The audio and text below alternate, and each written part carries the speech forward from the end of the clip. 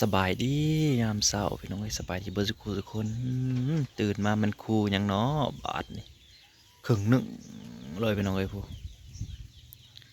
คูยังเด้คูลมหรือคูฝนเด้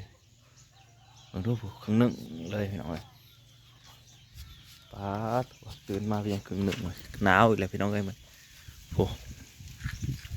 พี่น้องว่าคูยังเบิ่งคือคูลมเนาะพี่น้องแนวนี้มันกะตามไม่หรอกผู้เฒ่าคนว่าเป็นในนี้ไม่กับมีแต่คูลมมันมันก็พวกยาวสุดเหยียดเลยหนาวพี่น้องตื่นเช้ามากันหนาวเลย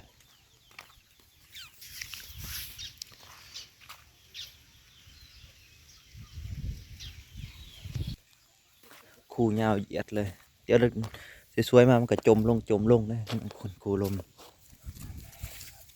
น้องก็เต็มเนาะมาเบิ่งข้าวโพดเนาะก็พี่น้องเลยสูบน้ำใส่มือหนามันก็ใหญ่ไว้อยู่ได้มันก็เป็นต้นขึ้นมาแล้ว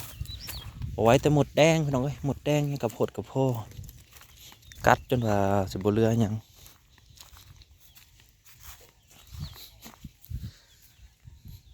ข้าวโพดยังบ่ได้แต่ขี้โม้มาใส่หน่อยต้นใหญ่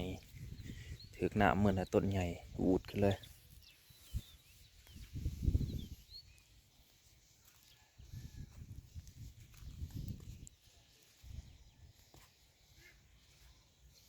ถั่วเท่านี้มักเล่นนะพี่น้องเล่นเขาก็มีนี่ก็นี่หล่นจิ้มที่ซื้อจากนี่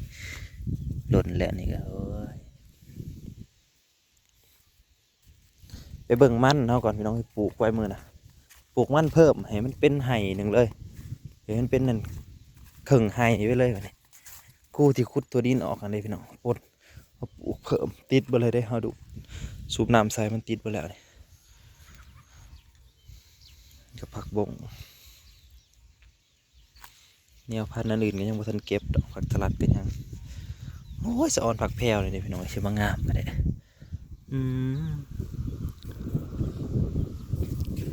ลมหนาวเดือนสี่พี่น้องเอ้ยเดือนสี่ถึงเดือนหาแล้วยังหนาวอยู่เดือนนั้นเนี่ยนะโผล่โผล่ครึ่งนึงเลยพี่น้องเอ้ยพวกอาสิไลมาแล้วมันก็จิมืดหรือว่าสิขึ้นเบิดมือเลยเบิ่งคันแนวนี้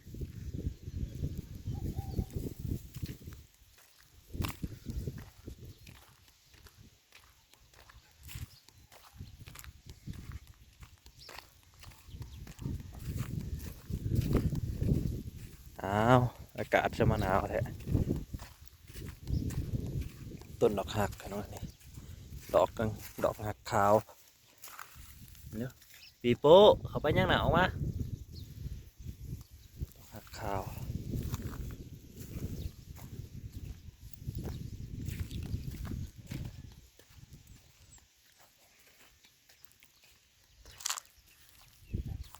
ก็จังหวะนี้เห็นขักไปน้องว่าเมนซ้ายผู้อะโลดบ้านว่าซ้ายผู้โลดน้องแนมไกลๆครึ่งนึงบ้านเราอยู่ในผู้อะโลดเออลูกพี่เขาตื่นเลยตื่นแต่เช้าแท้ลูกพี่เขาตื่นเลยจ้าเอ๋เอ้ยก็ตื่นแต่เช้าแต่เอ้ยตื่นแต่เช้าแต่เอ้ยมันก็ตื่นแต่เช้าแท้บ่ตื่นแต่เช้าแท้โดอย่าไปเห็นน้องโดออกโดตีมันหน่อยทำมันขี้ดื้อน่ะน่ะน่ะ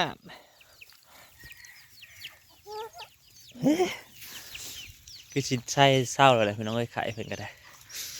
เศร้าเลยล่ะไปกินยาได้เอ้ามันตีกันแล้วมาตีกันแล้ว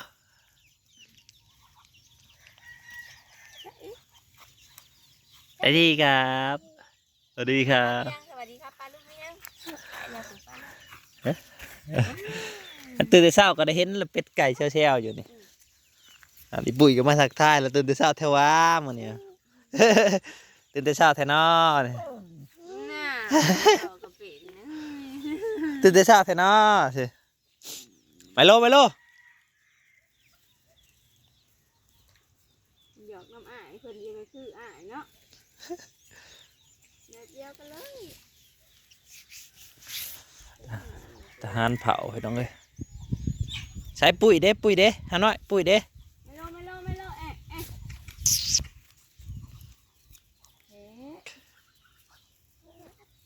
โด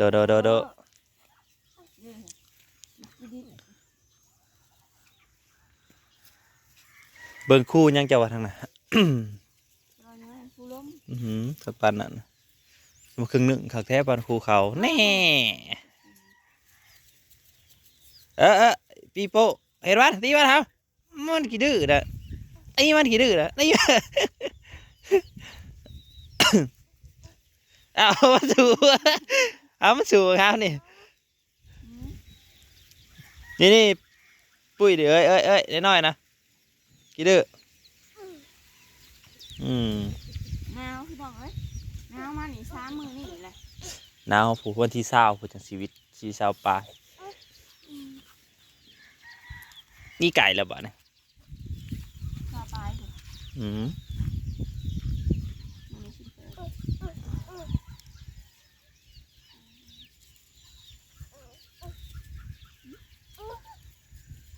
นัดโอ้ยอย่าขี้ดื้อเลย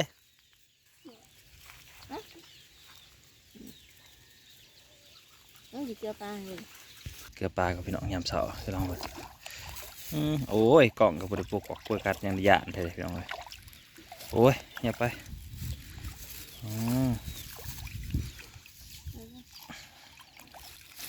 มันเห็นบอกปลาเพียงตัวใหญ่แล้วบางตัวก็ โอ้ย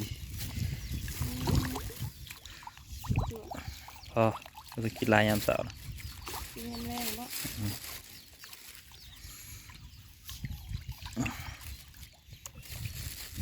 เดินคือบังไก่ๆนี่ฮะบ่ ตัวใหญ่ปลานิ่มคือบูมาเลย เอาไปหาเล่นเนี่ยปลานินนะโอ้ยปลาซิวเลยฮะเราลูกป๊อดปลาซิวตัวใหญ่ ก็บริเอามาปล่อยลายกับพี่ ๆเอาไม่เป็นลูกกะทิเซ่ๆอยู่ ที่ว่าแล้วไปเชื่อมออกมาเป็นลูกเป็นรอแม่หนึ่งก็ได้ไปบอกไปลายหนึ่งไปตาไป พวกนี้ก็ไปหาอย่างเดียว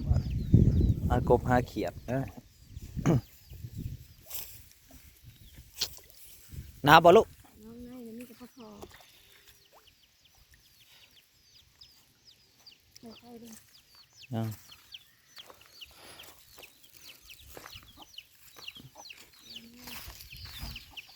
ไปย่างลูกย่างไปย่างไปย่า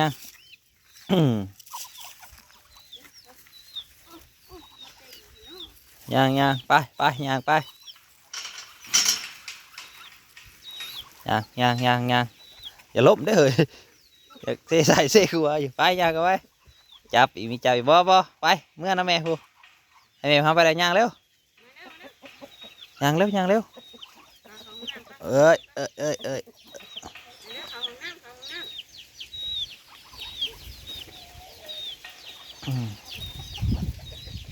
มาเด้อเดี๋ยวพอหันนี้ไปไหวก่อน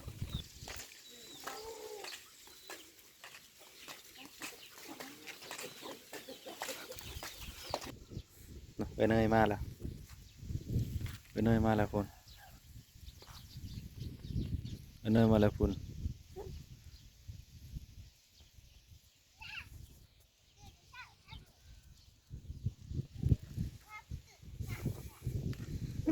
อยากตื่นแต่เช้าครับบรรยากาศลมหนาว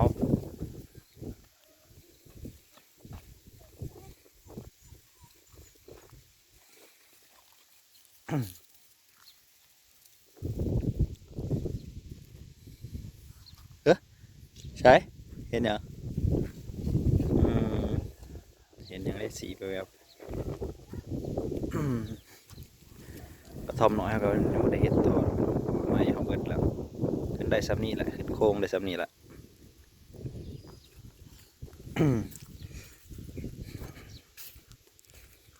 อันนี้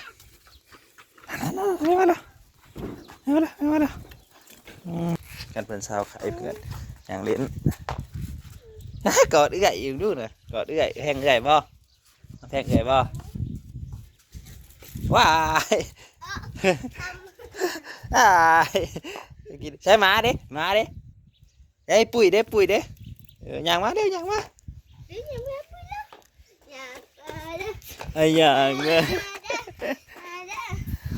เจ้าเจ้าเจ้าเจ้าเศร้าแล้วกินยาได้พี่น้องไข่กัน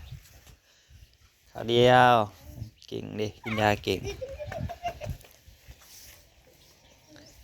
นี่ไงมืออยู่นี่ เอาไว้เชืองไว้ทงเงินนะอย่าให้น้องจับทกกระปกจะไปจับมาเงินมาพี่มาเร็วมาเร็วมาเร็วมาเร็วมาเร็วอ่ะเจ๊เร็วเร็วเร็วเร็วเร็วเร็วย่างมาพอแล้วลูกย่างจะย่างจะมาแล้วมาแล้วมาเร็วมาเร็ว มากัดเอ้ยแล้วมากัดเอ้ยแล้วกัดเอ้ยแล้วตายหมดเอ้ย นัดจ้าคือว่าเห็นมาแล้ววันตื่นสวยวะ เขานอนเตียงเขาได้ น้องเทียงบอก ตะกี้เดี๋ยวเขานอนเตียงกับชาดึกๆมาเมย์ครับพี่ออกเขาสั่นหนาวเป็นทุ่งเอื้อยแซ่เด้อ